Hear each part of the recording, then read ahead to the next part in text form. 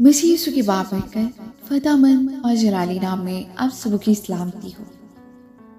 عزیزو، آج ہم کلام مقدس میں سے پڑھیں گے غلام اور مالک کے بارے میں۔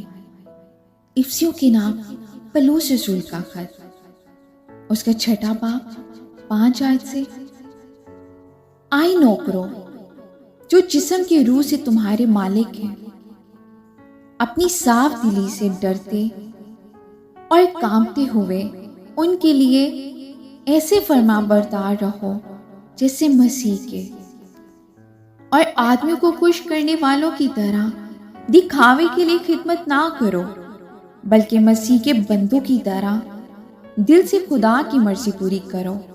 آمین، ہلیلویا۔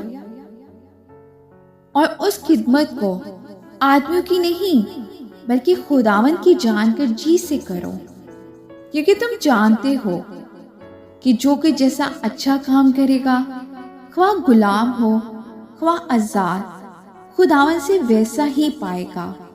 آمین، ہلیلویا۔ اور آئے مالکو، تم بھی دھمکیاں چھوڑ کر ان کے ساتھ ایسا ہی سلوک کرو، کیونکہ تم جانتے ہو کہ ان کا اور تمہارا دونوں کا مالک آسمان پر ہے، اور وہ کسی کا طرفدار نہیں۔ آمین۔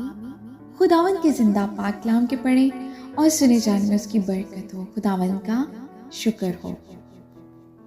عزیزو، آج کے کلام کے وسیلہ سے خداوند ہم سبوں کو برکت دے، اور ہم سب کلام کے پڑھنے یا سننے والے محض نہ بنے، ہم کلام پر عمل کرنے والے بنے۔ آمین۔